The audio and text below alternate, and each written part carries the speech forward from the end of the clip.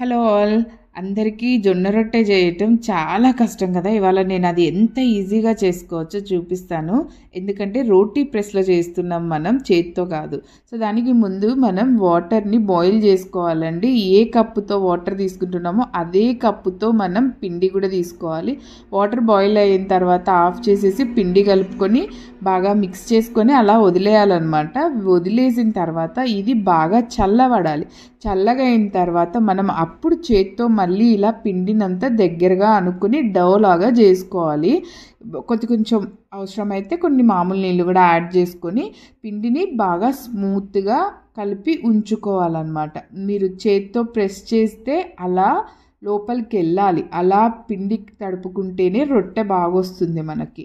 So అప్పుడు ఇది మన రియల్ హీరో అన్నమాట, రోటీ ప్రెస్. నిజంగా నాకైతే చాలా చాలా సింపుల్ అయిపోయింది రొట్టె చేయటం. ఇప్పుడు ఎన్ని కావాలన్నా చేస్తున్నా.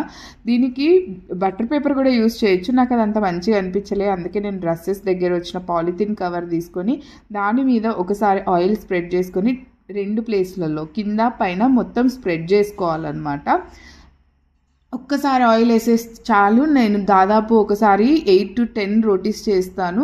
సో వాటన్నిటికీ ఒక్కసారి అప్లై చేసిన ఆయిలే సరిపోతుంది. సో ఇప్పుడు కొంచెం పిండి తీసుకొని మనం చిన్న ముద్దలాగా అనేసి అక్కడ పెట్టుకోవచ్చు. డైరెక్ట్గా పిండి ముద్ద పెట్టినా కూడా ఏం పర్వాలేదు, నీట్గా వస్తుంది. ఇలా చేయక్కర్లేదు కూడా.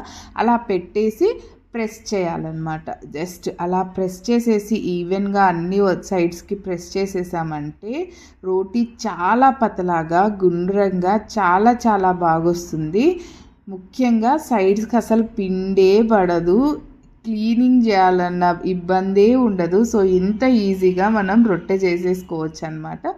ఇప్పుడు దీన్ని మనం పెన్నం మీద కాల్ చేసుకోవటమే. ఇంతే అండి, ఇంత సింపుల్ రోటీగా చేసుకోవటం ఈ రోటీ మేకర్తో. సో మీకు కూడా ఇంత సింపుల్గా హ్యాపీగా రొట్టె చేసుకోవాలి అనుకుంటే నాకు మెసేజ్ చేస్తే నేను దీని డీటెయిల్స్ చెప్తానండి. ఎక్కడ కొనుక్కోవాలి, ఎంత అనేది మొత్తం అంతా చెప్తాను. So if anyone wants you can please contact me, message me or inbox me. So ఇది మన రోటీ ప్రాసెస్ అండి. నచ్చితే like and subscribe our channel also. Thank you.